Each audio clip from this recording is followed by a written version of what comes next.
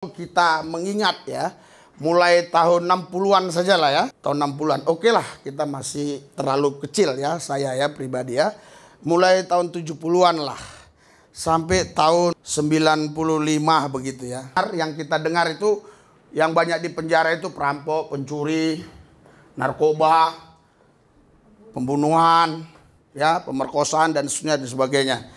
Tapi belakangan ini saudara, mulai tahun 2000 sampai 2024 yang banyak masuk penjara, pendeta lagi khotbah. Kuasamu menguasai kami Tuhan, sehingga kami yang hadir di tempat ini semua pulang membawa sukacita, membawa damai sejahtera, membawa urapan yang baru, urapan spesial, urapan dua berporsi. Kami akan terus bangkit menjadi anak-anak Tuhan, umat Tuhan yang menang, lebih daripada pemenang. Naik bukan turun, menjadi kepala bukan ekor. Sebab itu bukan mau kami, tapi itu mau Tuhan. Itu bukan kami yang meminta, tapi itu janjimu terhadap kami. Dan kami tahu Tuhan kami tidak pernah berdusta. Dia Allah yang menepati janji. Karena itu kami tidak perlu menagih janji, karena Tuhan pasti tepati janji. Kami hanya berdoa mendeklarasikan apa yang Tuhan janjikan, supaya aura, hadirat, urapan, kuasa, atmosfernya, atmosfer sorgawi, atmosfer ilahi, sehingga itulah yang akan menepis kekhawatiran, akan menepis kebimbangan, keraguan. Karena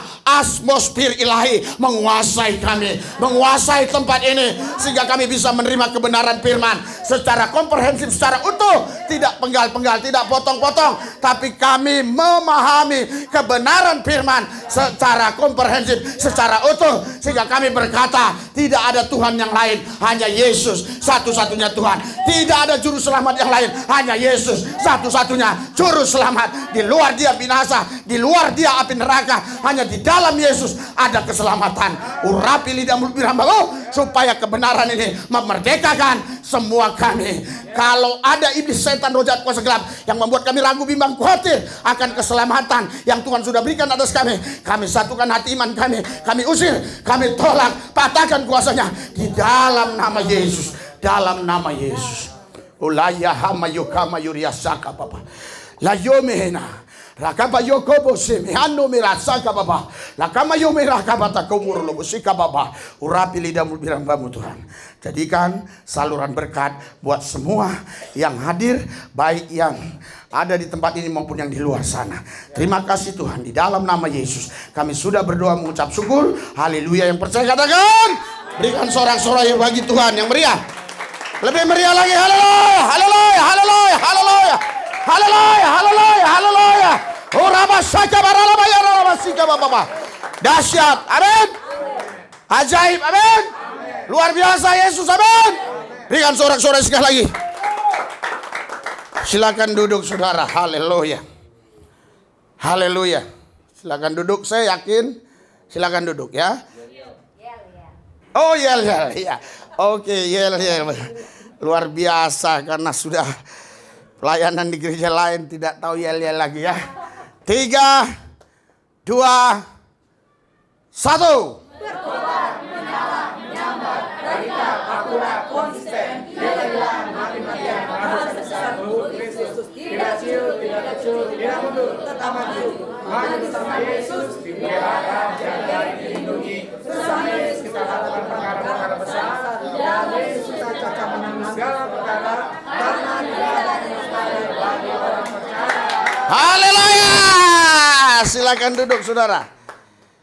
Saudara, kalau betul-betul ini kalian deklarasikan bukan karena retorika, atau bukan karena agamawi, atau bukan karena kebiasaan tradisi yang ada di gereja ini, apa yang Anda deklarasikan tadi itu pasti memberi dampak, impact bagi saudara masing-masing. Haleluya. Haleluya. Saudara, Bapak Ibu sekalian, ya, kalau kita mengingat ya, mulai tahun 60-an saja lah ya. Tahun 60-an. Oke lah, kita masih terlalu kecil ya, saya ya pribadi ya. Mulai tahun 70-an lah, sampai tahun 95 begitu ya. Kita yang kita dengar itu, yang banyak di penjara itu perampok, pencuri, narkoba, pembunuhan, ya, pemerkosaan dan sebagainya. Tapi belakangan ini saudara, mulai tahun 2000 sampai 2024 yang banyak masuk penjara, pendeta lagi khotbah. Nah, ini makanya pendeta-pendeta kalau khotbah harus benar-benar cerdas ya, bukan hanya pintar, tapi cerdas. Haleluya. Makanya saya kaget ya waktu pelayanan di Sabah. Di Sabah ada satu gereja ya. Saya khotbah diterjemahkan ke bahasa Mandarin. Di gereja itu saudara ada 6 kamera gitu ya. Nah, itu belum kita ambil videonya ya. 6 kamera. Jadi langsung itu live ya. Wah, setelah selesai saya khotbah saya tanya, "Pak, ini banyak kali kamera." Terus dikasih tahu ini khotbah Bapak udah jadi. Wah, untung ya Roh Kudus pimpin saya ya. Kalau saya ngomong aneh-aneh bahaya saudara ya. Jadi penjara itu sekarang diperuntukkan terlebih bagi pendeta. Haleluya. Ya, kita lihat di sosial media sekarang Gilbert lagi apa ya? Lagi viral ya. Viral bukan viral untuk kebanggaan bagi keluarganya. Ini viral ya yang membuat keluarganya juga bisa menjadi down ya, yang membuat anak-anaknya juga mungkin bisa menjadi apa ya, menjadi tersisihkan gitu ya. Saya yakin anak-anak Pak Gilbert ini pasti punya kenalan juga orang-orang Islam ya. Ya bisa jadi kan mereka-mereka yang Islam ya mengata-ngatain ya. Ya saudara, makanya saudaraku yang saya kasih, seorang pengkhotbah itu tidak hanya pintar tapi harus cerdas ya. Harus punya kosakata yang baik, yang benar, harus pasti lidah dalam menyampaikannya. Sehingga saudaraku yang saya kasih, ya semua apa yang kita sampaikan itu tidak akan menjerat kita ya, masuk ke ranah hukum ya. Nah, kalau yang nggak pakai live streaming mungkin nggak masalah ya. Atau yang nggak pakai recording ya, nggak masuk sosial media sama sekali, mungkin nggak ada masalah ya. Tapi hampir semua sekarang gereja punya channel YouTube ya, hampir semua ya. Iya, puji Tuhan gereja kita yang kecil ini channel YouTube-nya cukup dikenal oleh banyak orang. Di mana-mana pasti ada orang kenal ya. Kami pikir di Bali nggak ada yang kenal. Awalnya mereka malu-malu. Setelah saya selesai khotbah, ya saya sering dengar Bapak khotbah, saya sering lihat pelayanan Bapak. Iya, jadi awalnya malu-malu ya. Ternyata banyak di sana yang juga sudah tahu gereja ini. Di Malaysia juga banyak. Kemungkinan di negara-negara lain juga pasti banyak yang mengetahui gereja ini. Saudaraku yang saya kasih, oleh karena itu kita tetap terus berdoa supaya gereja ini menjadi berkat bagi banyak orang. Berikan sorak-sorai buat Tuhan Yesus. Haleluya. Mari kita baca firman Tuhan di dalam Roma pasal 8 ayat 28. Roma 8 ayat 28. Sudah? Ini sudah besar Pak ya? Sudah ya? Ya, Roma 8 ayat 28 kita baca. 3, 2, 1.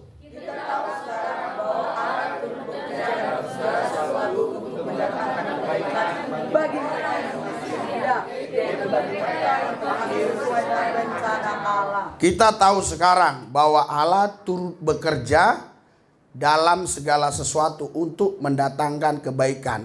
Allah turut bekerja dalam segala sesuatu. Hati-hati dalam memahami ayat ini karena di sini ada kata turut. Kalau kata turut seolah-olah Tuhan yang di belakang, kita yang di depan. Kalau kata turut seolah-olah Tuhan yang mengikuti kita. Kita yang menjadi pelakunya, Tuhan mengikuti kita. Jadi apa yang kita buat, Tuhan akan berkati terus. Karena di situ dikatakan, kita tahu sekarang bahwa Allah turut bekerja dalam segala sesuatu untuk mendatangkan kebaikan. Nah, ini ayat ini berbahaya bagi orang-orang yang tidak hidup dalam roh, yang tidak memahami ayat ini. Sehingga segala sesuatu yang dilakukan dia, dan apapun itu yang dilakukan dia akan berkata Allah turut bekerja mendatangkan kebaikan bagi setiap orang. Begitulah kebanyakan ya ucapan-ucapan yang kita dengar di luar sana. Saudara, kita akan bahas tuntas, kita akan kupas tuntas supaya menjadi berkat bagi banyak orang ya. Saya khotbah tidak mau ya asal semangat saja, tapi harus ada isinya ya. Saya lihat ada banyak orang-orang yang hanya mau mendengar khotbah begitu ya, yang semangat saja, yang tegas saja, yang teguran atau yang penghiburan. Tapi kita mau memahami ayat ini, ya. Ya, di sini dikatakan kita tahu sekarang bahwa Allah turut bekerja dalam segala sesuatu. Kata turut di sini berarti Tuhan yang mengikuti. Salah nggak Tuhan yang mengikuti kita? Enggak. Haleluya. Masa kita kita yang diikuti Tuhan? Kita yang ikut Tuhan atau Tuhan yang ikut kita? Kita ikut Tuhan kan? Tapi di ayat ini seolah-olah ya Allah turut bekerja dalam segala sesuatu mendatangkan kebaikan bagi mereka yang mengasihi Dia. Di sini Allah turut bekerja dalam segala sesuatu untuk mendatangkan kebaikan. Jadi harusnya ya yang mudah dipahami, Tuhan ya akan membawa kita untuk melakukan sesuatu yang berkenan di hatinya. Harusnya kan seperti itu. Nah, makanya saudara, kita tidak boleh hanya comot satu ayat. Coba kita lihat konteksnya apa di sini. Ayat 1 sama judul perikopnya. Kalau di saya judul perikopnya, kalau di komputer mungkin tidak ada judul perikopnya ya. Ya, kalau di saya judul perikopnya begini ya. Ada nggak judul perikopnya di situ? Nggak ada ya. Kalau di itu nggak ada ya. Kalau di sini ada. Hidup oleh roh. Ya. Jadi hidup oleh roh ya. Coba kita baca ayat yang kedua. 3, 2, 1. Oke, jadi di sini konteksnya hidup dalam roh ya. Hidup dalam roh. Kita kurang paham lagi, kita baca ayat 16. Ayat 16. Oke. Sudah? Baca sama-sama.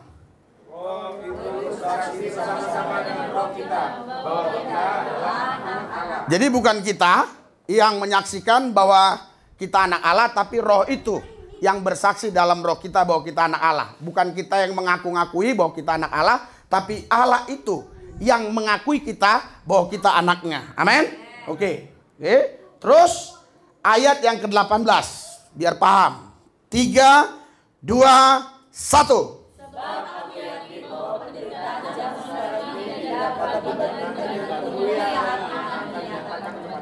Ya, kalau kita hidup dalam roh, roh yang pimpin kita, maka kita akan menghadapi berbagai macam hal. Bisa itu hal-hal yang membuat kita senang karena orang memuji kita, orang menyanjung kita, mengagung-agungkan kita, orang memberkati kita, selalu memberikan kemudahan kepada kita. Itu membuat kita bahagia, membuat senang. Tetapi kadang-kadang ada kelompok-kelompok tertentu yang di sekeliling kita, apapun itu agamanya kita tidak bahas. Tetapi mereka-mereka kadang-kadang saudaraku yang saya kasih, itu membuat kita seperti menderita. Makanya Alkitab bilang kita ini seperti domba di tengah serigala. Itu membuat kita menderita. Tapi kalau kita hidup dalam roh, kita tetap menang lebih daripada pemenang. Berikan sorak-sorai buat Tuhan Yesus. Haleluya. Iya, saudara baru baca ayat 26. Baca ayat 26. 3, 2, 1.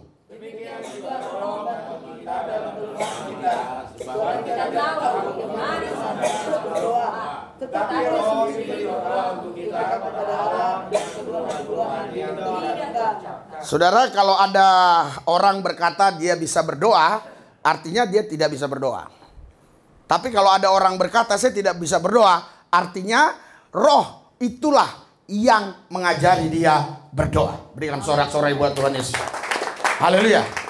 Roh itulah yang mengajari dia berdoa. Ketika saya ada di 3 Balata ya, saya heran ngelihat sekelompok orang yang habis minum tuak lagi mabuk-mabuk. Waktu pas makan, dia pimpin doa. Saya heran.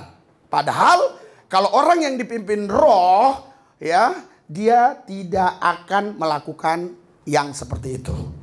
Ya, karena itu adalah perbuatan daging. Kalau perbuatan roh Allah atau Roh Kudus tidak mungkin seperti itu. Jadi saudaraku yang saya kasih, roh inilah yang memimpin kita dalam berdoa. Yang percaya katakan amin. Oke, terus kita baca ayat 27. 3, 2, 1.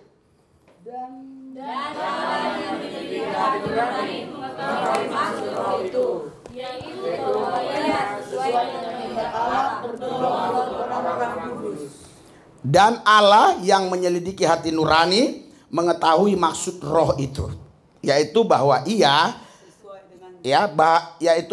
sesuai dengan kehendak Allah. Berdoa ya, untuk siapa saja, untuk orang kudus, untuk siapa saja, untuk apa saja, dia berdoa pasti sesuai dengan kehendak Allah. Karena roh yang memimpin dia. Barulah ayat 28. 3, 2, 1.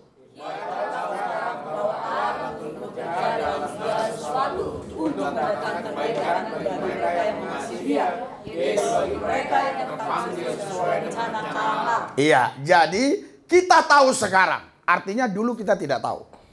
Kenapa kita tidak tahu? Karena kita tidak mau tahu. Kenapa kita tidak mau tahu? Karena memang kita tidak butuh Tuhan. Kenapa kita tidak butuh Tuhan? Karena kita pikir kita bisa hidup tanpa Tuhan. Kenapa kita terus ada di arena itu, di areal itu? Karena buktinya kita tetap hidup tanpa Tuhan. Jadi kita tidak mau cari tahu. Ya, sekarang kita sudah tahu. Apa yang kita tahu? Bahwa Allah turut bekerja. Jadi Allah turut bekerja bukan berarti kita dulu yang bekerja baru Allah ikutin kita. Bukan. Allah turut bekerja artinya Allah dulu yang memimpin kita untuk melakukan sesuatu. Dan ketika kita melakukan sesuatu, Allah terus turut bekerja bersama-sama kita, memberikan kekuatan, memberikan kemampuan untuk kita mampu melaksanakannya. Haleluya. Itu sebabnya saudara, kita yang sudah ditebus oleh Yesus, itu bukan mudah-mudahan masuk surga, tapi pasti. Haleluya. Walaupun Anda tidak sehari 5 waktu, tetapi saudara memiliki kepastian bukan karena kegiatan yang saudara lakukan, tetapi karena roh itu yang terus memimpin saudara untuk melakukan sesuatu yang sesuai dengan rencana dan kehendak Dia. Haleluya. Haleluya. Jadi di dalam kekristenan tidak ada istilah berlomba-lomba untuk melakukan sesuatu dalam kegiatan rohani. Dan terus kita bilang, aku 7 kali lo sehari berdoa. Lu berapa? Sekali. Berarti lu masih kalah dengan gua. Gua 7 kali. Nggak ada di kekristenan begitu. Yang ada ialah bahwa roh Allah memimpin kita untuk melakukan sesuatu yang berkenan di hatinya. Berikan sorak-sorai buat Tuhan Yesus. Karena kita bukan beragama, kita bertuhan. Kalau orang beragama, dia akan mengikuti aturan-aturan agama yang ada. Dan dia tidak peduli mau mengalami Tuhan atau tidak. Yang penting dia melaksanakan aturan agama. Entah itu wajib, entah itu sunnah, entah itu apapun namanya, dia lakukan. Tapi kalau kita yang bertuhan, kita tidak sembarang melakukan apapun. Sekalipun itu hal-hal yang baik, tapi kita tidak sembarang melakukannya. Karena roh Allah yang memimpin kita untuk melakukan apa yang Dia inginkan. Berikan sorak-sorai buat Yesus. Haleluya. Allah turut bekerja dalam segala sesuatu. Jadi semuanya ini dalam segala sesuatu, semuanya itu dimulai dari inisiatif Tuhan, bukan inisiatif kita. Paham sampai di sini? Kalau dimulai dari inisiatif kita, pasti kita lelah, letih, letoy, loyo, suam, capek, akhirnya kecewa dengan Tuhan, dan kita mundur dan tidak akan lagi mau melayani Dia. Tapi kalau semua dimulai dari inisiatif Tuhan dan kita terus melakukan apa yang sudah Dia rancangkan, Dia akan terus turut bekerja. Bukan karena kuat gagahmu, bukan karena kuat gagahku, tapi karena rohnya kita bisa. Yang percaya katakan amin. Ya enak kalau sudah sering KKR keluar gitu, khotbahnya beda ya. Haleluya. Iya, saudaraku yang saya kasih dalam Tuhan Yesus, ya itu sebabnya orang Kristen ya itu bukan orang yang sekedar beragama.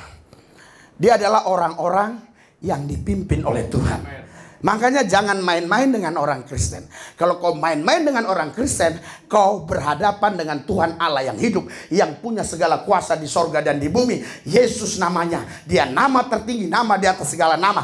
Terserah kau mau sebut nama-nama Tuhan sebanyak apapun, tetapi Yesus nama tertinggi, nama di atas segala nama. Haleluya! Haleluya! Untuk menyampaikan sebuah kebenaran, untuk menyampaikan sebuah kebenaran yang masuk sosial media, kita sebagai hamba Tuhan harus cerdas dalam menyampaikannya. Haleluya. Haleluya. Saudara, jadi dimulai dari inisiatif Tuhan.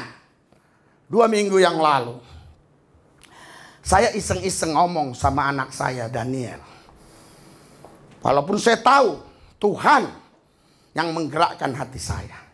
Saya ngomong sama dia, liburan kemana kita? Ke Bali ya? Wah, dia langsung turun ke bawah cerita sama adik-adiknya. Wah, mulai pagi sampai sore berulang-ulang kali kamar saya diketok oleh si Mordekai dan juga oleh Deborah Pabensa. Diketok terus. Jam berapa berangkat? Jam berapa? Saya belum bisa pastikan karena saya masih terus bergulat dengan Tuhan seperti Yakub bergulat. Sehingga Yakub berubah menjadi Israel. Kalau Yakub tidak bergulat, dia tetap Yakub. Kalau Yakub tidak bergulat, Israel tidak ada sekarang. Karena Yakub bergulat, Israel ada sekarang. Berikan sorak-sorai buat Tuhan Yesus. Haleluya. Makanya walaupun gembalamu seperti ini ya, sederhana-sederhana seperti ini, tapi berbobot sebenarnya. Cuma mereka-mereka lah yang tidak mau mendengarkan dengan cermat sampai selesai. Haleluya. Pasti kalau mereka mau mendengarkan sampai selesai, pasti mereka akan berkata, ini betul-betul orang khotbah dipimpin roh. Iya kan? Bukan abal-abal kaleng-kaleng, bukan sembarangan. Bukan karena knowledge, ilmu pengetahuan, tapi roh yang pimpin kita. Haleluya. Nah, saudara, saya katakan kepada Deborah Pabensa, tenang aja. Papa lagi doa, kau ketok-ketok pintu terus. Doa. Akhirnya Tuhan berkata dalam saya. Nah, inisiatif Tuhan harus. Tanpa mereka tanya lagi, mereka pun sudah mulai kecewa. Wajah Daniel pun sudah mulai beda, wajah yang lain-lain mulai beda. Mereka sudah mulai kecewa. Tapi dalam kekecewaan mereka, tiba-tiba saya muncul. Semua persiapkan pakaian. Jam 3 pagi kita harus berangkat dari Jakarta menuju Bali. Haleluya. Justru saudara, ketika saudara sudah hidup di dalam Tuhan dan pegang janjinya, janjinya tidak digenapi, tapi Anda tetap ingat janjinya. Sekalipun Anda kecewa, tapi dalam kecewa itu Tuhan akan menyatakan dirinya di dalam hidupmu. Haleluya. Tepuk tangan, jangan tanggung. Haleluya. Saudara, akhirnya kami berangkat. Puji Tuhan. Sampai di Surabaya jam 3 sore. Sudah lelah saudara, lelah sekali. Nyetir sendiri lelah sekali. Terus saya cari hotel ya, lewat internet ya, tentunya Daniel dan Joshua yang saya suruh cari. Semua hotel mahal-mahal. Ya, satu kamar 800, 1 juta, 1 juta lebih. Yang paling murah 800 lah. Ya. Saya pikir 3 kamar berapa duit ini? Iya kan? Karena dalam pemikiran saya kalau pergi itu yang pasti bensin dan tol. Yang lainnya itu saya tidak mau urus-urusin kan begitu. Iya, karena kalau bensin sampai nunggu mujizat dulu bahaya saudara. Kita harus parkiran di rest area dulu.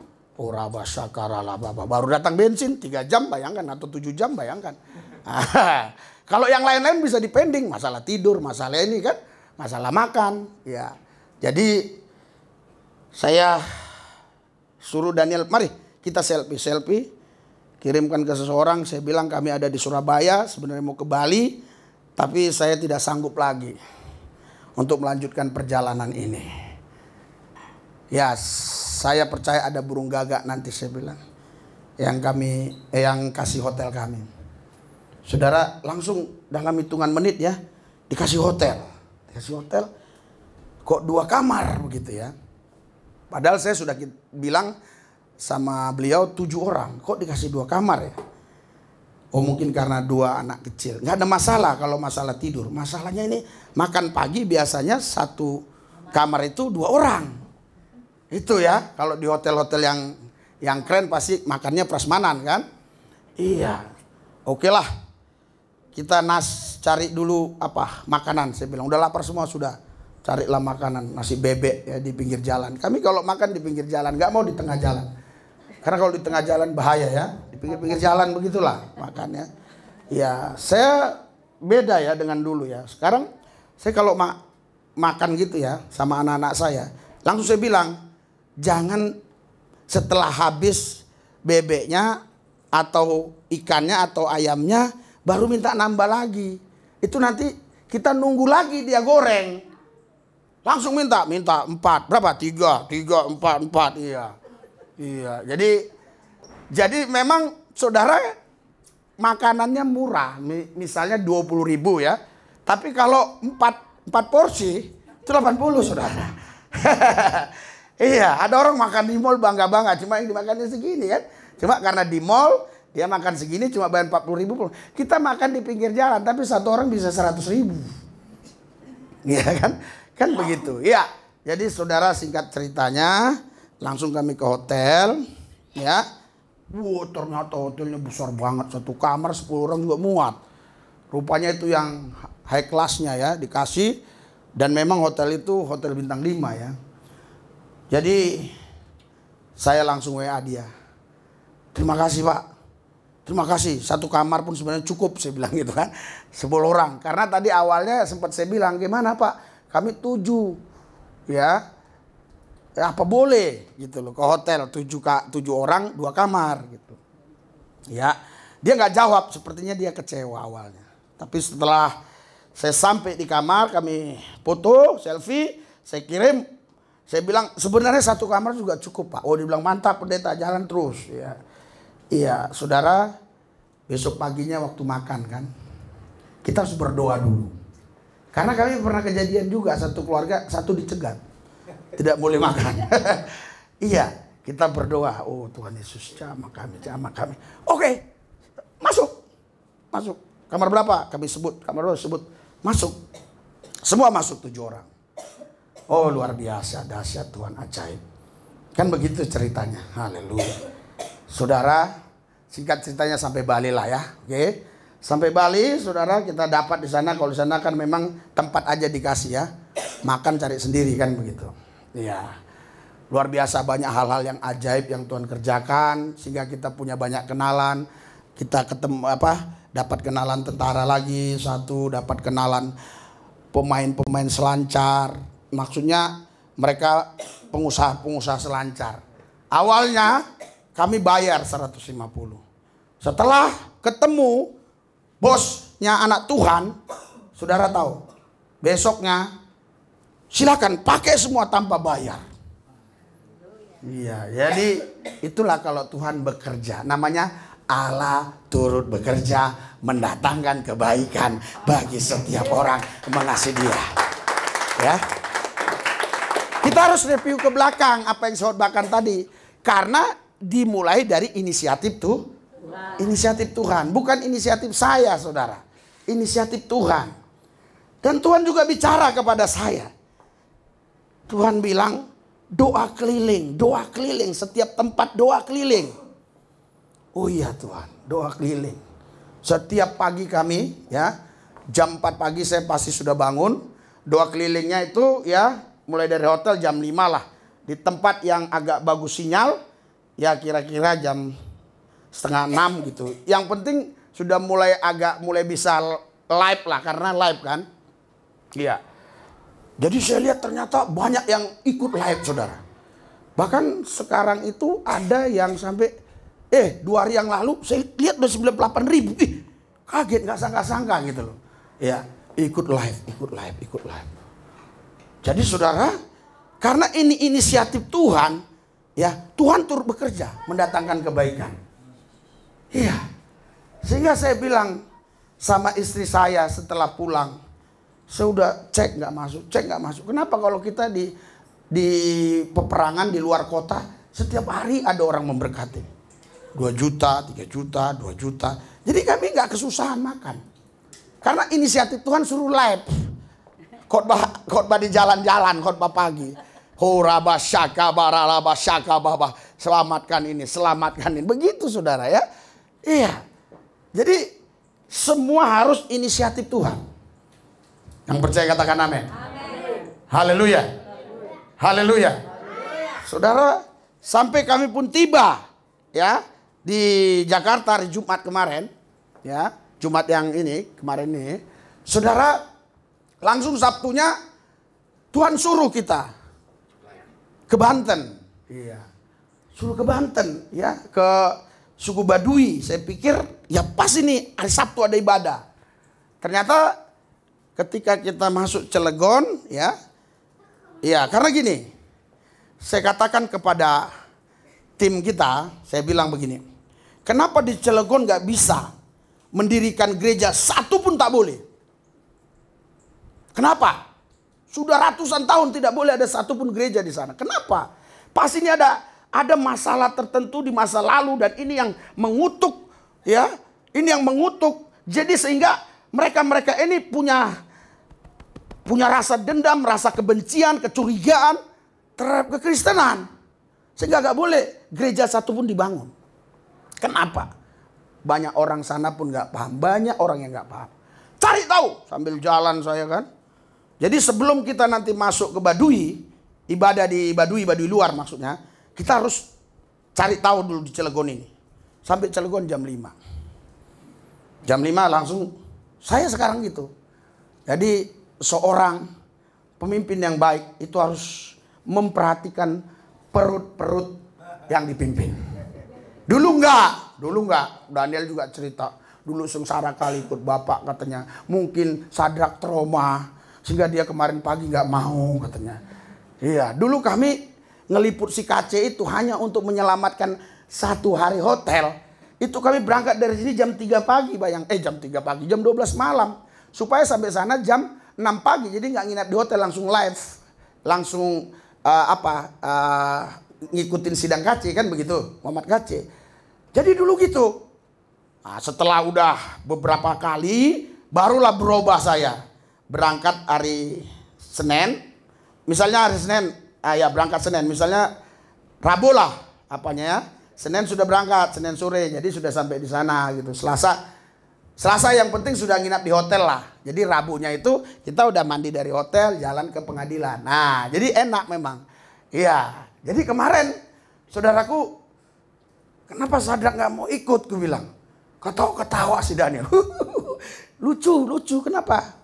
Gue bilang, dia kan nggak mau ikut, iya. Terus dia bilang, bang, karena saya ngomong, ya nanti kita sarapan di sana aja, jangan tunggu mama buat sarapan. Kita langsung sarapan di sana. Nah, langsung dia bangun dari tempat tidur, bang, aku ikut bang katanya. Pakaian gini aja boleh nggak bang? Harus rapi kan ada ibadah. Oh dia tidur lagi nggak jadi dia. Haleluya. Jadi kami jam 5 sudah sampai di Cilegon.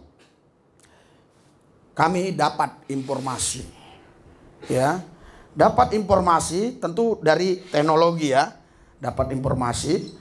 Wah, inilah yang membuat masyarakat Cilegon ini benci dengan agama-agama, bukan benci dengan agama ya, benci dengan pendirian rumah ibadah. Oh, ternyata saudara, tahun 1975 itu Bupati Serang ya. Kalau di lab saya sebut namanya, saya lupa namanya ya. Ya, yang penting saya sudah sebut namanya di lab, ikuti makanya. Lab kami kemarin udah 9 ribuan ya. Ini jemaat kadang nggak ikut, orang lain tahu kemana gembalanya pergi. Orang tahu, kalian tidak tahu kemana saya pergi.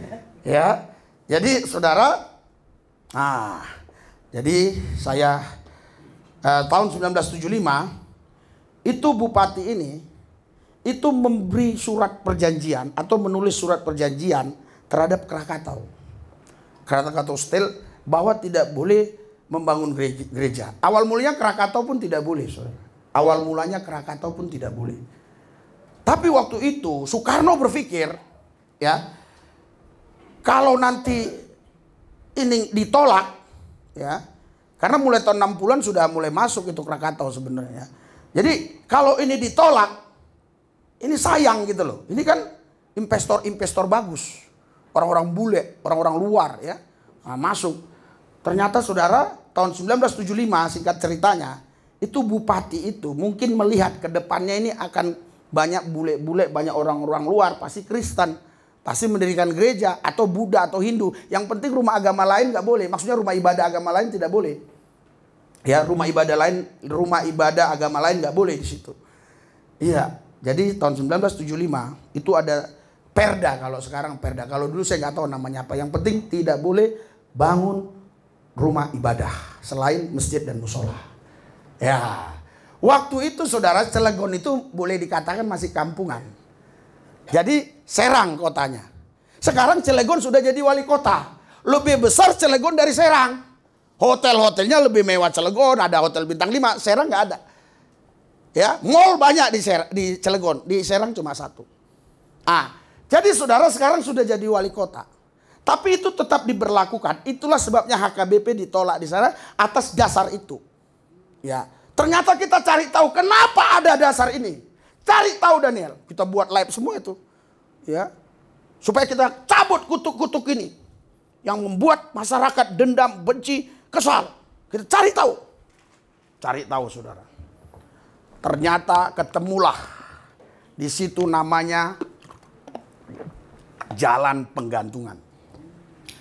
Jalan Penggantungan sejarahnya ini dulu ada orang azan. Zaman Belanda tahun 888. Tahun 1888. Jadi ada saudara-saudari kita Islam, saudara kita Muslim, itu azan. Ditangkap katanya karena terlalu kencang azannya. Ya, ditangkap, dimasukkan penjara, kemungkinan pasti disiksa lah. Ulama-ulama marah. Kiai-kiai marah, semua marah. Terjadi pemberontakan, habislah Belanda yang ada di Cilegon. Dulu Serang Cilegon nggak seperti sekarang bisa 3 jam kalau jalan bawah. Jalan tol paling 1 jam. Dulu nggak mungkin begitu. Dulu pasti itu hancur jalannya, udah pastilah. Tahun 800 bayangin. 1888 ya, bayangkan ya. Iya, pasti jalannya nggak seperti itu. Jadi bantuan dari Serang karena memang batalion-batalion atau kodamnya si Belanda ini pasukannya banyak di Serang. Jadi datang dari Serang sudah banyak yang meninggal orang Belanda. Akhirnya ditangkapilah ulama-ulama ini dan digantunglah beberapa ulama di sana. Itu sebabnya namanya Jalan Penggantungan. Itulah roh, itulah yang mengikat mereka sehingga mereka benci terhadap rumah ibadah manapun. Terlebih terkhusus Belanda pasti di pikiran mereka Kristen. Betul nggak? Walaupun Belanda ada yang Islam, bahkan banyak ateis. Tapi dalam pemikiran banyak orang kalau bilang Belanda pasti Kristen. Makanya kalau kalian pelayanan di Jawa sana, khususnya di pedalaman, cerita tentang Yesus, pasti dia bilang agama Londo, agama Belanda. Nah, yang tua-tua ya tentu. Jadi saudaraku yang saya kasih, kami cari tahu. Sampai di Jalan Penggantungan, saya berhenti. Parkirin mobil, saya tanya warga di sana. Kenapa nama ini Jalan Penggantungan? Banyak yang nggak tahu. Warga aja kalau nggak betul-betul yang tua-tua nggak tahu dia. Tapi kita punya data-data lewat artikel-artikel yang terpercaya. Oke, akhirnya ya sudah. Kita nggak bisa buat kepastian di sini. Karena kita tidak dapat informasi yang jelas. Nanti kita hoax masuk penjara. Saya bilang. Karena kutuk ini kita cabut. Harus berdasarkan yang memang betul-betul kita bisa pertanggungjawabkan. Iya. Oke, dicari. Dapatlah monumennya. Monumennya itu di perapatan itu. Ini Kodim. Nah, ini wali kota, ini kantor DPR, ya. Ah, dia di tikungan inilah itu. Disitulah prasastinya ya namanya apa? Ya monumen lah ya, monumennya. Disitulah gambar-gambar ulama, ada yang lagi azan, ada yang lagi sholat, ada yang lagi apa, terus dihajurin, ditembakin Belanda gitu, gitulah gambarnya begitu ya. Ternyata saudara, kejadiannya memang betul-betul di jalan penggantungan sana. Tapi kalau di sana dibuat monumennya itu kayak kampungan. Jadi nggak bisa jadi ikon. Nggak bisa jadi ikonnya Cilegon. Jadi dibuat di perkotaan yang pintu masuk. Jadi di situ ada satu ya. Ketika azan ditangkap, ya. Terus akhirnya ulama-ulama marah. Yang kedua itu ada semua prasastinya, semua ada ya. Sampai 5 episode ceritanya ya. Nah, saudara, kami doa keliling di situ, doa keliling. Selain doa pagi, doa siang, ada doa siang juga. Doa siang untuk membuktikan itu. Masih rame juga yang ikut live. Iya, live langsung itu. Ya. Karena banyak orang yang nggak tahu hal ini. Nah, kami cabutlah situ. Roro dendam, roro benci, kutuk-kutuk yang dibangun oleh iblis, yang membuat mereka dendam, benci. Itu kan dendam, saudara. Iya, dendam. Karena apa? Kemungkinan begini ya, dari turun-temurun, ini kemungkinan diceritakan. Iya, misalnya saya ini, ya, saya sudah tua, saya cerita sama anak-anak saya. Dulu ada cerita gini-gini loh, gini-gini. Itu lagi, anaknya lagi cerita lagi. Dan sejarah pun masih ada terus di sana. Sejarah itu, monumen itu ada. Awalnya sempat saya bilang sama si Daniel, kemungkinan ini nggak ada monumennya karena takut kalau dibuat monumen ini akan mengingat terus kejadian ini yang membuat masyarakat sakit hati. Ternyata ada monumennya. Nah, saudara, terus setelah kami menyelesaikan semua ini doa keliling, tadi doa paginya belum ketemu itu tempat itu, monumen itu. Hanya statement si bupati dan cerita tahun 1888. Tapi monumennya kan belum dapat. Jam 12 apa jam 11 siang kami temukan itu. Tapi di situ saya belum berani kasih kepastian ya, masih. Karena kok ada Katolik di sana. Kalau Anda lihat di Google, ada Katolik, gereja Katolik. Kenapa gereja Katolik boleh gitu loh? Nanti saya dibilang hoax. Kok ada, kan aku bilang tidak ada satupun gereja di sini. Kota yang tidak ada satupun gereja. Wah, itu judulnya di live itu kan.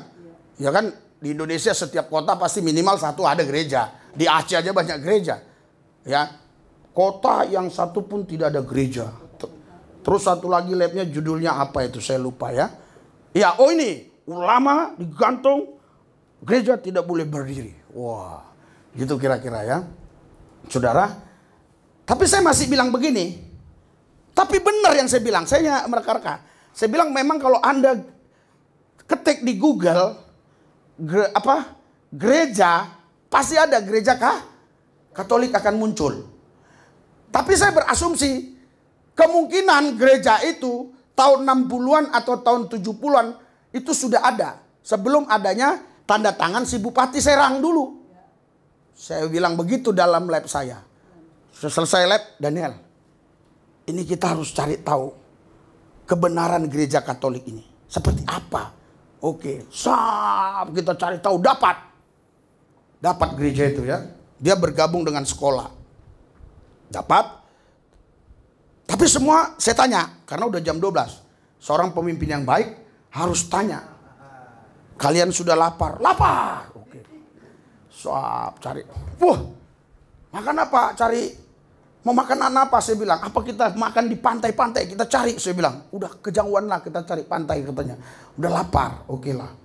Wah, ini pasti enak, saya bilang. Ini pasti enak. Oh iya. Enak, bakmi katanya kan. Saudara, ya kita pikir ya namanya bakmi paling habis 100.000 nggak nyampe kan.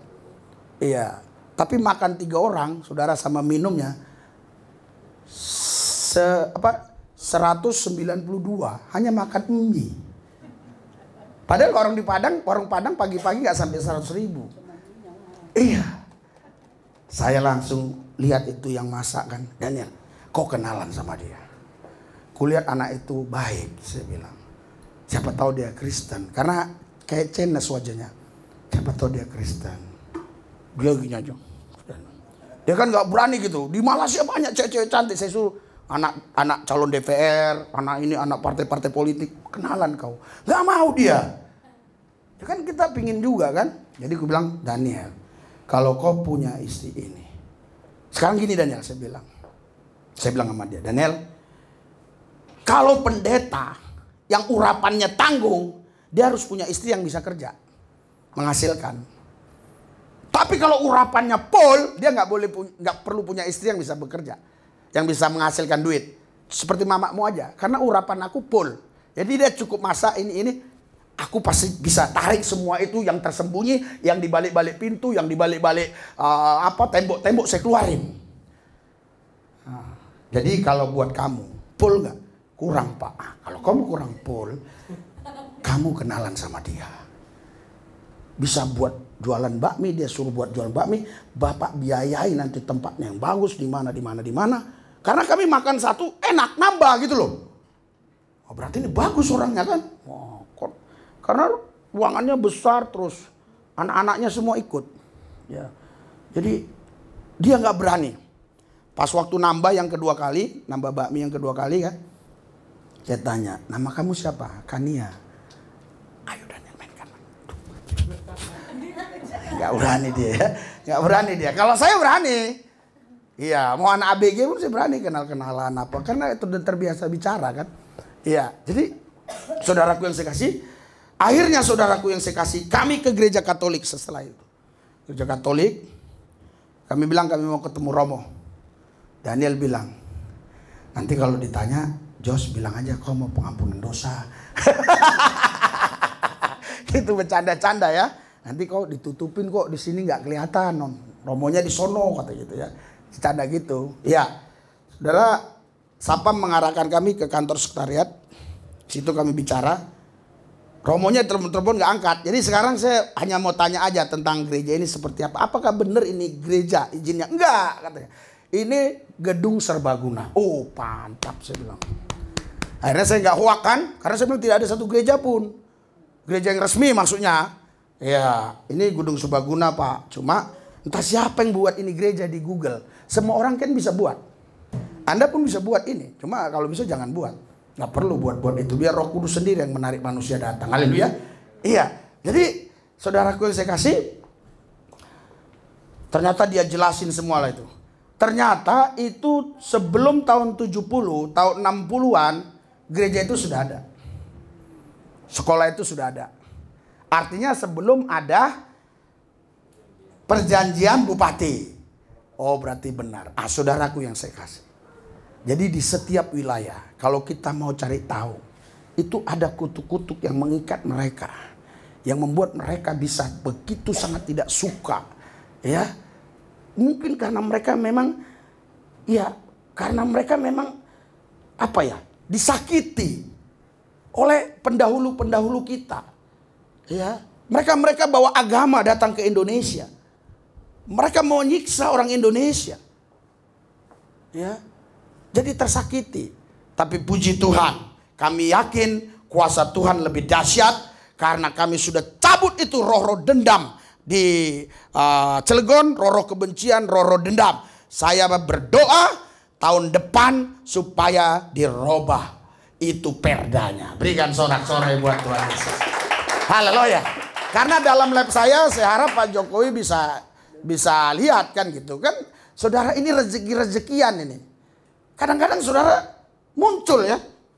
Saya lihat, siapa ini? Padahal saya lihat subscribe baru 1000. Ini bukan YouTuber Kristen, bukan dunia-dunia aja.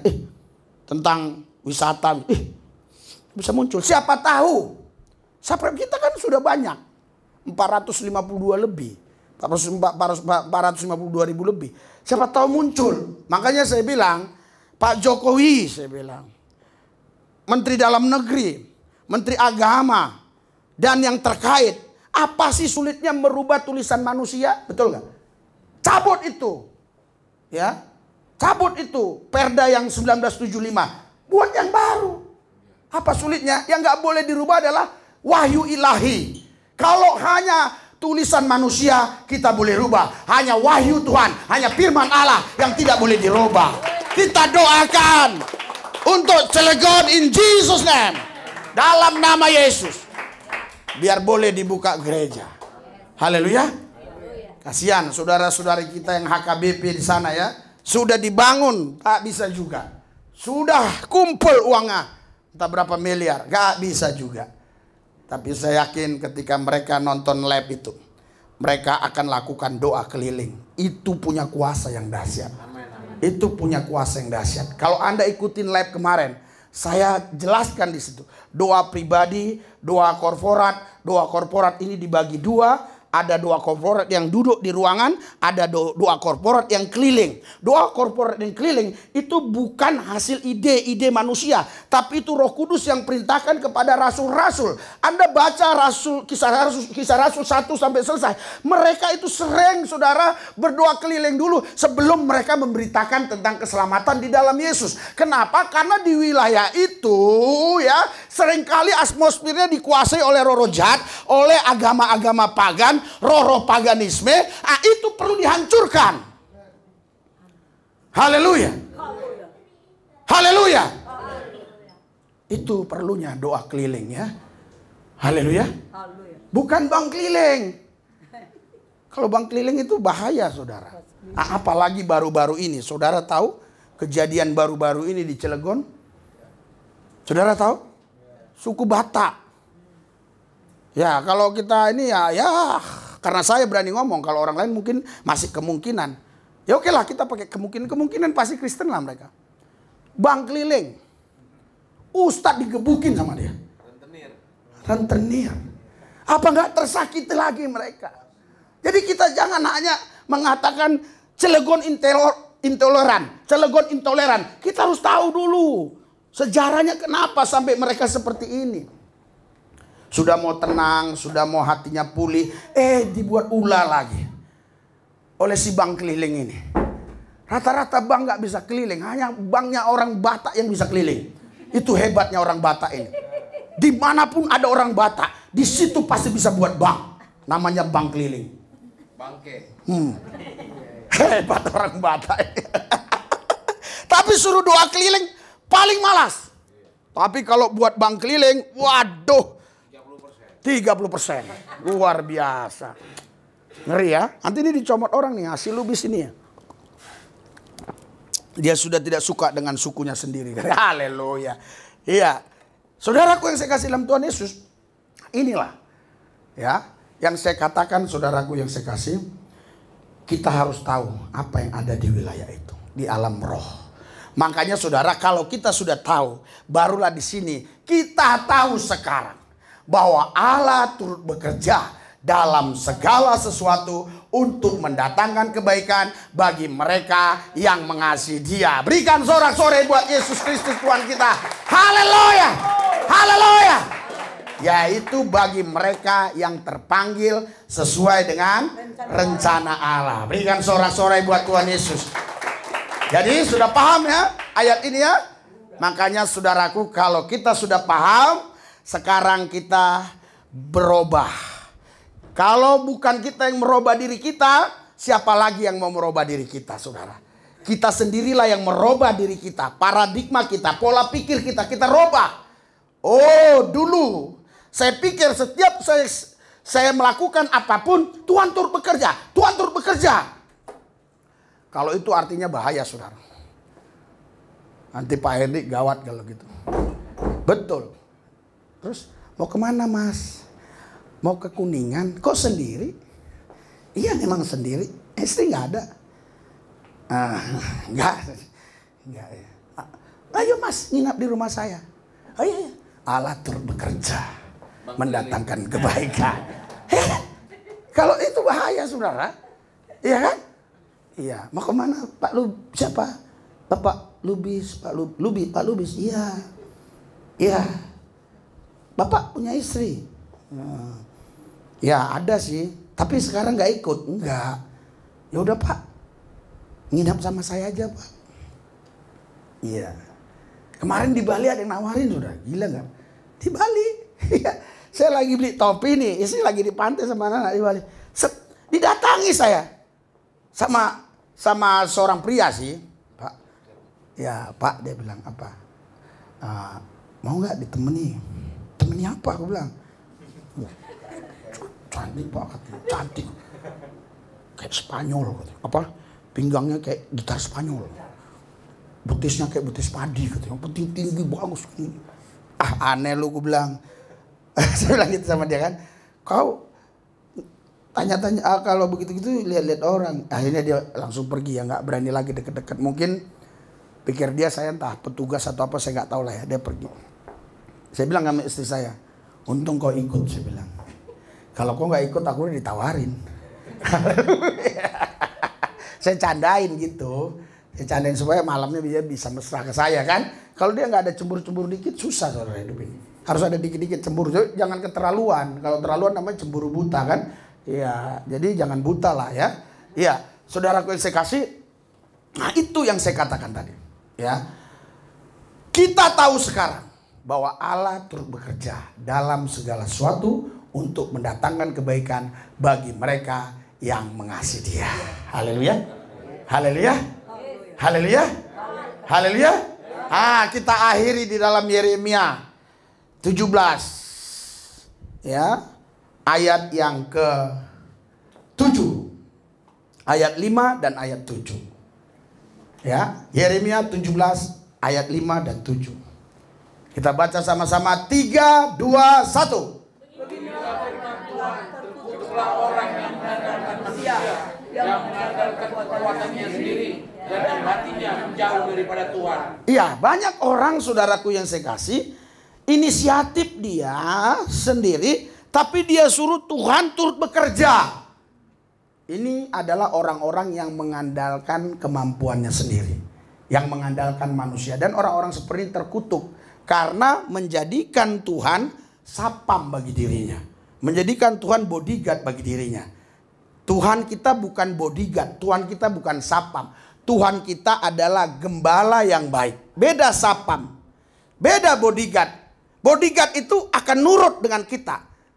Tuhan itu bukan bodyguard, Tuhan itu bukan juga sapam, dia gembala yang baik. Amen.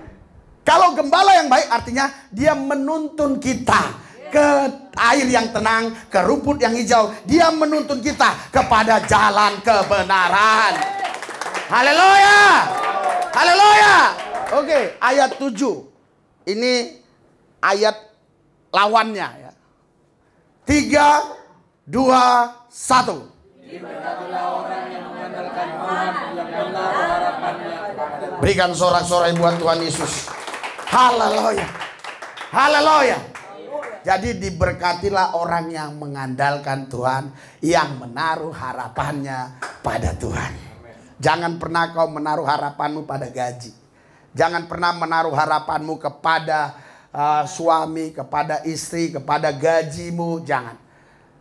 Kau harus menaruh harapanmu kepada Tuhan.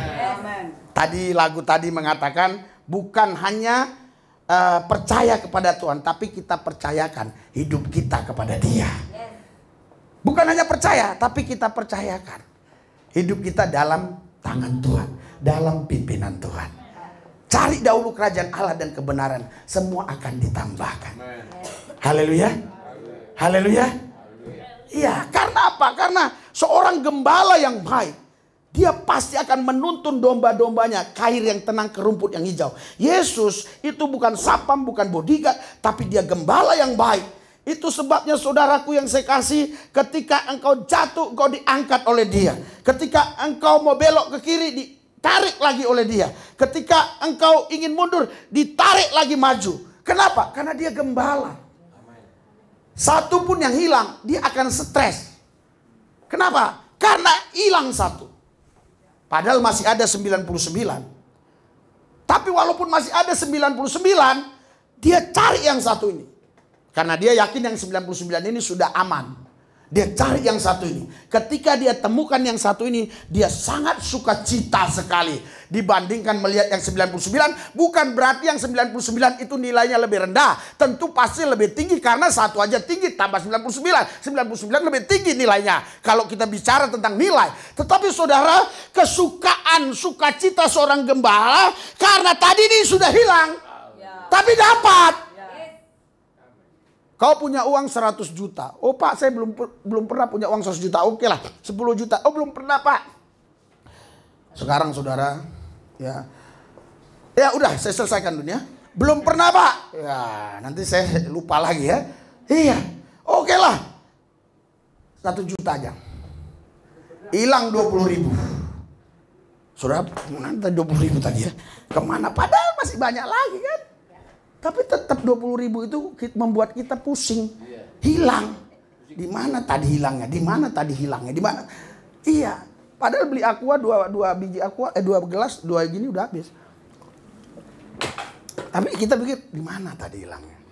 Itulah gembala yang baik. Haleluya. Haleluya. Sampai dia bilang apa? Kau mau ikut aku? Iya. Serigala punya apa? Liang. Burung punya sarang. Anak manusia tidak punya tempat meletakkan kepalanya. Orang itu mundur, saudara. Sampai seperti itu dia. Dialah gembala yang baik. Amen. Kalau kau si Daniel kemarin ya, si Daniel bilang, Bapak tahu nggak? Si Daniel ini hebat nih. Ini paling hebat nih. Kepo banget. Bapak tahu, saya sambil lihat nih. Jam Philip Pantopa, tus. Jam Gilbert, tus. Terus entah jam siapa satu lagi lupa saya namanya. 1,5 M. Jam pendeta 1,5 M. Gilbert kata dia 200 juta berapa kata dia. Di situ. Jam saya cuma 700.000. Wajar lah. Masa gembala pakai 700.000 udah dibilang mewah? Enggak lah. Haleluya. Haleluya. Haleluya. Haleluya. Jadi saudara, gembala yang baik itu dia akan mencari 1 jiwa pun, walaupun 1 jiwa yang hilang. Haleluya. Saudara, saya betul-betul selalu ngomong sama istri saya, bukan gak bisa kita makan enak-enak di jalan dan semuanya bisa kita lakukan, tapi kita tidak bisa lakukan semuanya itu. Karena apa? Karena kita ini gembala. Kita harus bertanggung jawab kalau akan terjadi sesuatu apa-apa. Kita harus bertanggung jawab akan gereja itu. Tidak boleh gereja tutup. Kita harus bertanggung jawab. Saya katakan demikian. Bahkan sampai berkali-kali istri saya bilang sama saya, kamu harus punya baju yang bagus satu lagi lah. Sering dia bilang gitu. Ya, baju batik yang bagus satu lagi, bajumu itu terus, itu terus. Ya udahlah. Kemarin kami berhentilah di Jogja, di Maliboro. Di situ juga hotel dikasih oleh orang, ya. 2 kamar juga. Setiap hotel dikasih orang 2 kamar, saya selalu tidur di bawah. Istri saya, Mordekai, Deborah tidur di atas, saya di bawah aja. Saya pikir yang penting bahagia gitu ya. Oke. Jadi saudaraku yang saya kasih dalam Tuhan Yesus, waktu main-main di sana, ya keliling orang si Daniel mencar. Habis makan dulu tentunya. Kalian mau makan dulu?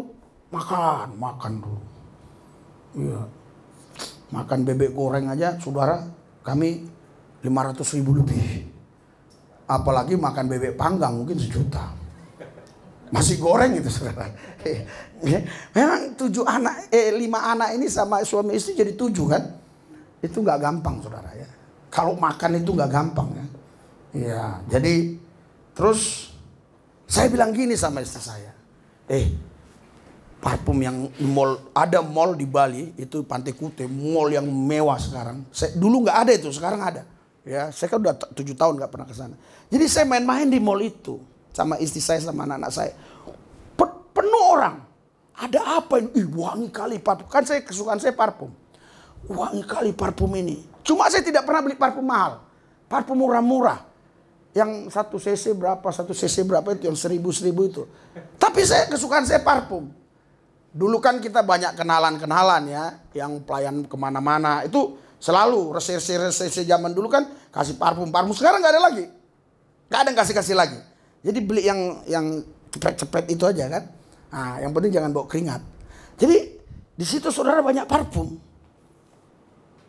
Nama toko apanya itu di mall itu Zara ya, Zara. Kumpul orang semua. Wih, enak kali parfumnya, saya tes, enak. Enak. Wih, murah saudara. Yang berapa cc gitu 500.000, ada yang 1 juta. Yang 1 juta tapi udah tinggi segini. Yang 500.000. Tapi 500.000 ini ya macam-macam apanya lah. Yang penting semua enak sekali. Saya bilang sama si, wih, beli parfum enak ini ya, beli parfum ini enak ya. Tapi nggak ada sih, saya bilang beli aja. Nggak ada, udahlah. Saya bilang udahlah, nggak usah lah. Dia nggak ada setuju kan gitu kan? Dia nggak setuju nih kayaknya, udah. Gitu kan, mungkin pikir dia gara-gara saya udah beli sepatu kan, ya di Sabah kan, ya udahlah. Dan saya bilang gini, supaya dia pikir saya nanti setuju beli apa saja saya gitu. Kamu harus beli sepatu kayak saya. Pasti ada di sini. Kita carilah situ. Cari, dapat saudara. Harganya 1.300.000. Itu pun kadang-kadang saya kayak ketegur loh sama Roh Kudus, ngeri. Saya beliin sepatu 1.300.000. Coba saya kasih untuk uang keyboard aja. Gitu kadang-kadang. Tapi kalau gitu terus otakku kapan aku mau belikan punya istriku? Kan gitu. Dia pasang-pasang. Udah kupikir enggak. Tuhan janganlah muat. Muat saudara. Warnanya sama seperti saya. Merah. Muat. 1.300.000 berapa? Hampir 1.400.000. Udahlah. Bayar. Udah. Ayo. Saya pikir saya berharap saya beliin sepatu ini supaya dia dukung waktu aku beli parfum, tapi enggak juga. Ya udahlah, aku pikir ya udahlah. Pulanglah. Kami dari Bali kan. Nginaplah kami di Maliboro. Ya, nginap di Maliboro. Maksudnya sudah ke Jogja lah kami, nginap di Maliboro. Itu pun keajaiban Tuhan, kami enggak pernah bayar hotel. Ya. Saudara, si Daniel jalan ke sana, jalan ke sini. Saya bilang, "Ayo ke mall ini dulu ya." Ke mall ini, siapa tahu ada parfum kayak di sana lagi diskon besar-besaran, 70% diskonnya soalnya. Oke, ikutlah dia. Malah dia yang tawar-tawar baju batik. Tawar baju batik berapa? 800.000. Dia bagus nggak? Kalau saya bilang bagus pasti jadi nih. Enggak, aku bilang kan? Enggak, aku bilang. Tapi memang betul ya, enggak. Dia ini lebar banget yang di sininya. Karena yang dipilih dia pas yang itu. Enggak, aku bilang. Udahlah. Kalau enggak, udahlah. Ayo Bu, keluar. Keluarlah dari mall itu kan. Wajahnya begini terus merengut. Emang kau suka itu? Ngapainlah kau simpan-simpan uang? Kalau memang suka ada uang beli aja. Udahlah, enggak jadilah. Udahlah, ayolah ke sana, ayolah. Ke situ lagi kan balik. Saya bilang, kalau yang tadi memang kurang bagus. Di sininya lebar. Coba cari yang itu tuh warna itu tuh. Itu kayak mahal, mewah. Oh iya. Dari 800 berapa jadi 600 berapa lah. Lupa saya. Iya. Jadi dia bilang, kamu baru 2 kali beliin baju aku yang mahal. Tahun berapa dia? Ini makanya wanita itu ahli sejarah. Dia bilang tahun berapa dia pernah saya beliin baju sama dia harga yang mahal lah, baru itu. Nah, yang lainnya itu dia beli sendiri harganya 100.000, 150. Saudara, kalau kita mau jadi hamba Tuhan, terlebih harus jadi gembala, mari kita jangan hidup mewah-mewah. Kita harus jadi teladan bagi banyak orang. Seperti ini pun sebenarnya kalau kelas jemaat seperti ini sudah mewah. Sebenarnya tidak layak saya pakai seperti ini. Tapi saya pikir kalau saya harus pakai yang harga 50.000, yang celana 10.000, yang ya, saya kan berinteraksi dengan orang luar, bukan dengan saudara saja gitu loh. Iya, ya kan nggak layak saya beli ini 1 juta sebenarnya. Padahal si Daniel bilang, Bapak tahu bajunya pendeta ini 50 juta, bajunya pendeta ini, iya ampun, baru saya tahu sekarang. Jam-jam pendeta miliaran. Gimana lah saudara orang tidak tersandung. Haleluya. Saudaraku yang saya kasih dalam Tuhan Yesus, mari kita kembali ke ayat tadi dan kita perjamuan kudus biar kita memahami ayat ini. Haleluya. Tadi saya suruh Ibu Gembala siapkan perjamuan kudus karena saya lagi doa, teringat buat perjamuan kudus. Ibu Gembala bilang, gimana ya, saya lagi masak ini gini-gini udah mau selesai mau mandi lagi. Saya pikir nggak ada, ternyata ada. Ya, pas saya udah mau keluar kamar bilang ada perjamuan kudus. Loh, kenapa kamu nggak bilang? Kalau kamu bilang bawa kemari dulu kita doakan. Tetapi saya yakin kapanpun kita doakan di situ mujizat Tuhan terjadi. Haleluya. Iya, saya pikir perjamuan kudus yang dikasih dari Bali. Iya, jadi gini, di Bali ada seorang pendeta. Pendeta ini saudara, dia jualan perjamuan kudus, tapi ini dari anggur asli. Tapi ada yang pernah 3 tahun, semakin bertahun-tahun semakin mahal. Yang baru-baru jadi, yang bulanan itu murah-murah. Yang punya kita katanya sudah setahun. Si Daniel udah tes, saya belum tes. Dia bilang, Pak, puyeng juga saya Pak. Dia udah tes. Saya pikir itu. Jadi jangan takut saudara, yang itu untuk minggu depan, yang ini memang perjamuan kudus yang sudah tersedia. Haleluya. Karena memang Bapak pendeta di sana bilang, Pak, ini untuk perjamuan kudus buat jemaat. Sini yang lain itu hanya baru 2 bulan, sebulan, 2 bulan. Kalau ini murah-murah Pak. Ini sudah setahun, kalau dijual juga mahal. Jadi kalau makin 3 tahun makin mahal, makin 5 tahun makin mahal. Saya baru tahu di situ. Jadi anggur itu ya, kalau dimasukkan ke ini, ke apa namanya itu ya, ke tempat itulah, wadah lah ya. Itu makin lama, makin berapa tahun makin enak. Makin tua makin mahal ya. Tua-tua keladi. Harusnya gitu kita anak Tuhan. Makin tua makin hot, makin jadi. Haleluya. Mari kita perjamuan kudus, mari kita baca ayat yang terakhir tadi biar kita paham ya. Saya mau tanyakan kepada saudara apakah apa yang saya sampaikan saudara ngerti. Oke, haleluya. Sudah? Di Roma pasal 8 ayat 28, Alkitab katakan begini ya. Oke, Roma 8 ayat 28. 3, 2, 1. Segala sesuatu mendatangkan kebaikan bagi mereka yang mengasihi Dia, yaitu bagi mereka yang dipanggil sesuai dengan rencana Allah. Ya, saya kasih pertanyaan buat saudara ya. Kita tahu sekarang bahwa Allah turut bekerja dalam segala sesuatu. Bahwa Allah turut bekerja dalam segala sesuatu. Inisiatif kita dulu baru Allah turut bekerja atau inisiatif Tuhan dulu? Berikan sorak-sorai buat Tuhan Yesus. Haleluya. Mari kita bangkit berdiri. Haleluya. Ora masyaka bababas. Kira masyakara la babasyaka bababas. Ora masyakara la babasika bababara la babas. Kita akan perjamuan kudus hari ini. Tolong Ibu Gembala taruh sini perjamuan kudus. Biar kita doakan. Ora masyakara la babas.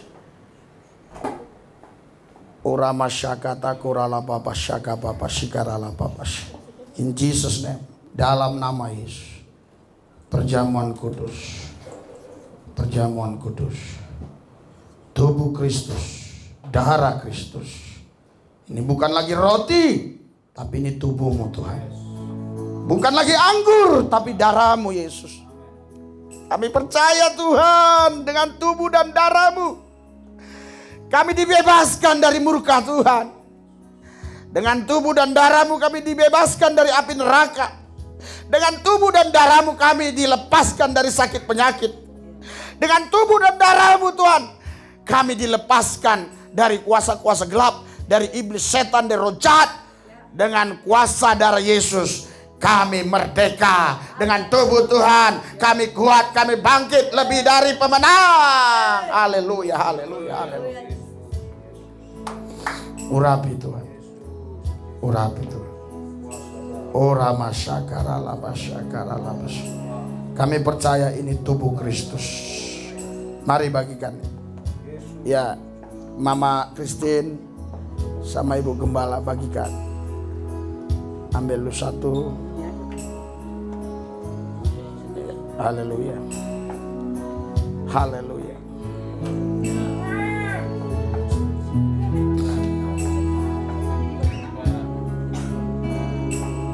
Haleluya.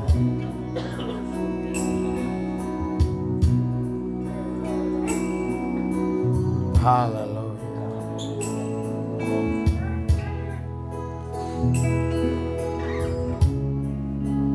Haleluya. Haleluya. Hayara masyaka bayara labasyaka baba bara labasyaka bayara labasyaka. Haleluya. Ora lama yara basyaka baba basyaka labasyaka. Ora masyaka layaka bayara labasyaka bara. Doa ya, doa. Berdoa dalam hatimu, doa dengan suara. Ora basyaka labasyaka mara labasyaka yara labasyaka baba basyaka. Tubuhmu Yesus, tubuhmu bundara dan darahmu, tubuhmu dan darah. Ora masyaka yara labasyaka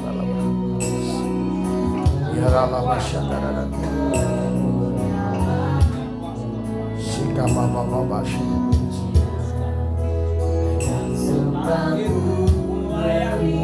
Yara labasyaka dan yara labasyaka baba. Ira labasyaka labasyaka. Ini tubuh Kristus.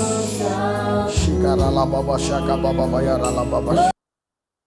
Rama syakara labayara gara labasyaka labasyaka. Ora lama syakata koral. Shikamara labasyaka labasyaka. Yara lama syaka baba basyaka. Yara lama syaka baba basyaka dadada. Ora lama syaka baba basyaka. Shikara labasyaka dadada. Shikara labasyaka dadada. Shikara labasyaka dadada. Saudaramu saudara Bapak Ibu sekalian, fokus kepada Tuhan. Pandang Yesus waktu di atas Golgota. Perjamuan kudus memperingati pengorbanan Yesus di atas Golgota. Ini dia tubuhnya. Inilah tubuh. Shikara labasyaka dadada. Shikara labasyaka labasyaka. Shikara labasyaka. Shikara labayara labasyaka. Angkat dengan tangan kananmu. Tubuh Tuhan. Tubuh Yesus. Teriak sekencang-kencangnya Yesus. Yesus. Yesus. Pandang Yesus. Memang dia sudah bangkit. Dia Tuhan Allah. Tapi dia pernah datang ke bumi menjadi manusia. Dan mati di atas Golgota untuk dosamu, untuk dosaku. Untuk engkau dan untukku. Untuk semua manusia yang ada di bumi ini. Pandang Yesus. Pandang dia. Terus saya merasakan urapannya bekerja. Pujian ini, lagu ini penuh urapan. Rasakan. Ini dia tubuh Kristus. Ini dia tubuh Kristus. Ini dia tubuh Kristus.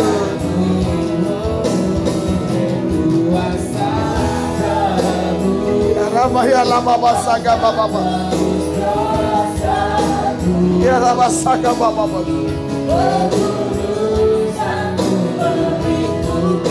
Haleluya.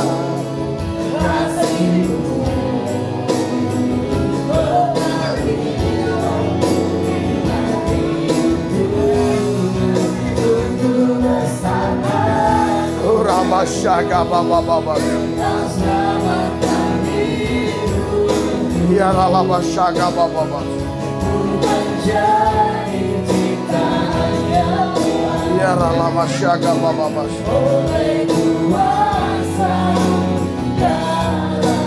Urasyaga baba baba. Ya ramasyaga. Saudara Bapak Ibu sekalian, Yesus Tuhan Allah Dia yang punya segala kuasa di sorga, di bumi. Dari dulu sebelum semua ada, Dia Tuhan Allah.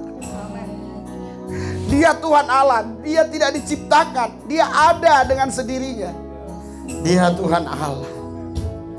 Tapi Dia rela meninggalkan takhta kerajaannya. Dia datang ke bumi, mengambil rupa manusia menjadi sama dengan manusia. Sebagai anak manusia yang kudus, yang suci, Dia rela mati di atas Golgota.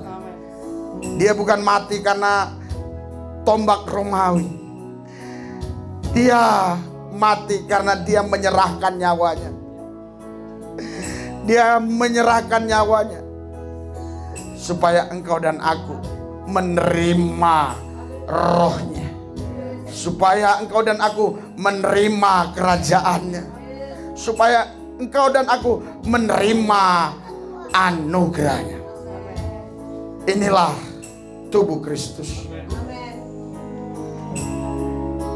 Jika Kristus tidak mati, tidak akan ada perjamuan kudus di gereja.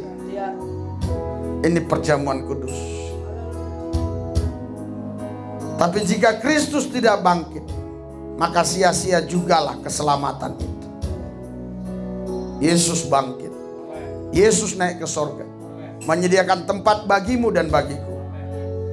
Ini adalah peringatan. Ini memperingati kematiannya. Inilah tubuhnya. Pandang Yesus. Pandang Dia. Lihat. Jangan kau lihat ketika Dia dieluk-elukan orang menjadi raja. Jangan kau lihat Dia yang punya segala kuasa di sorga di bumi. Oh, hebat, dahsyat, betul.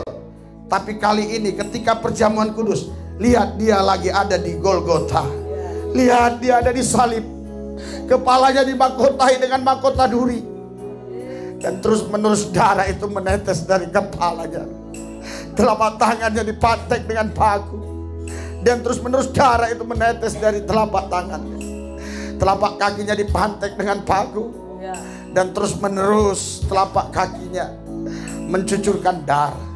Punggungnya dicambuk dengan cambuk yang berduri. Luka-luka memenuhi punggungnya. Lambungnya ditombak dengan tombak besi.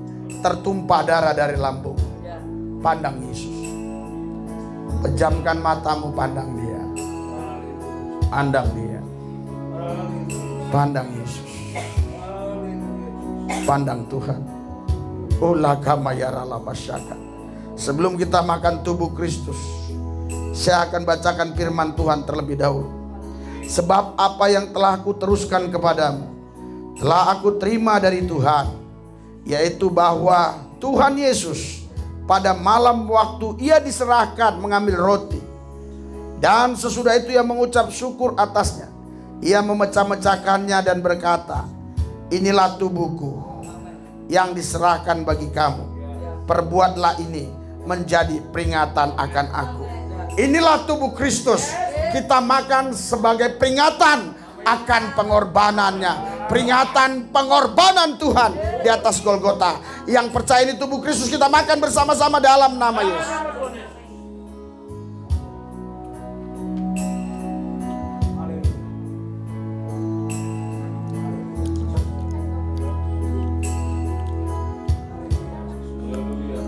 Haleluya.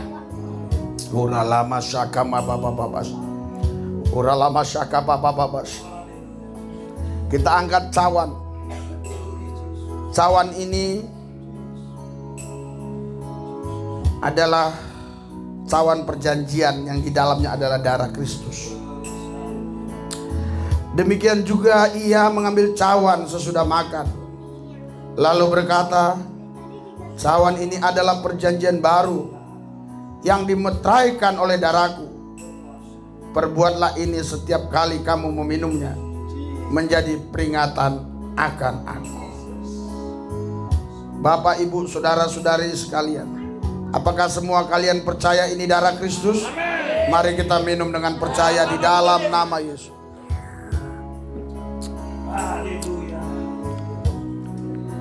Uralama syakama baba. Ora lama baba ya rabasika baba sika baba rabasika da. Ori ya laba ya baba rabasika da. Ayuria sika da laba ya rabasaka baba sika da. Ora maya baba ya rabasika da. Terima in Jesus name. In Jesus name. In Jesus name. Terima kasih Tuhan Yesus. Ikuti doa saya. Tuhan Yesus, kami sudah menyatu dengan tubuh-Mu. Kami menyatu dengan darah-Mu. Oleh tubuh dan darah Yesus, kami dibebaskan dari murka Allah. Oleh tubuh dan darah Yesus, kami menerima kerajaan surga. Terima kasih Tuhan atas pengorbanan-Mu Tuhan. Kami sudah menyatu dengan tubuh Yesus, dengan darah Yesus. Kami pasti menang, lebih daripada pemenang. Dalam nama Yesus. Amin. Sorak-sorai buat Tuhan. Haleluya.